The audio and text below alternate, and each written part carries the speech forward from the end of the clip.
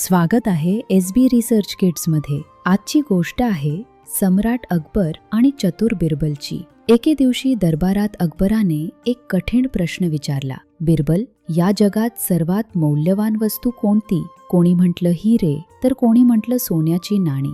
पण बिरबल शांत होता। त्याने दुसऱ्या दिवशी उत्तर देण्याचं वचन दिलं। दुसऱ्या दिवशी बिरबल दरबारात एका लहान मुलाला घेऊन आला। तो मुलगा मातीच्या एका तुटलेल्या खेळण्यासोबत खेळत होता आणि त्याच्या चेहऱ्यावर जगातील सर्वात मोठं सुख होतं।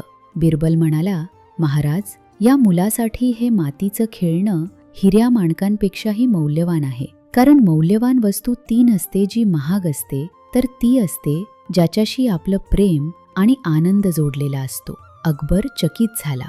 त्याला समजलं की आनंदाची किंमत पैशात करता येत नाही। तुम्हाला काय वाटतं? तुमच्यासाठी सर्वात मौल्यवान काय आहे? कमेंटमध्ये नक्की सांगा। आणि अशाच चतुर गोष्टींसाठी आम्हाला फॉलो करा। कशी वाटली ही गोष्ट? बिरबलची चतुराई अजून संपलेली नाही। चला तर मग बघूया पुढच्या गोष्टीत बिरबलने कोणती नवीन युक्ती लढवली आहे। कडाक्याची थंडी पडली होती। पाणी सुद्धा बर्फासारखं गार झालं होतं। अशातच अकबराने बिरबलाला एक खोडकर आव्हान दिलं। बिरबल, जो कोणी या गोठलेल्या तलावात रात्रभर गळ्यापर्यंत पाण्यात उभा राहील, त्याला मी 100 सोन्याच्या मोहरा देईन। आहे का कोणी असा ध्येयवेडा? एका गरीब माणसाने हे आव्हान स्वीकारलं आणि तो रात्रभर त्या बर्फाळ पाण्यात उभा राहिला। सकाळी तो बक्षीस मागायला आला तेव्हा अकबराने विचारलं, इतक्या थंडीत तू जिवंत कसा राहिला? काय गुपित आहे तुझं? महाराज, दूर महालावर एक छोटासा दिवा जळत होता। मी रात्रभर फक्त त्या दिव्याकडे बघत राहिलो। काय? म्हणजे तू त्या दिव्याच्या उष्णतेमुळे वाचलास? हे तर फसवणूक आहे। तुला बक्षीस मिळणार नाही। बिरबलला हे बघून खूप वाईट वाटलं।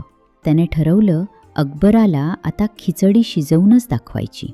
दुसऱ्या दिवशी बिरबल दरबारात आलाच नाही। अकबर स्वतः त्याला शोधायला बागेत गेला आणि काय आश्चर्य!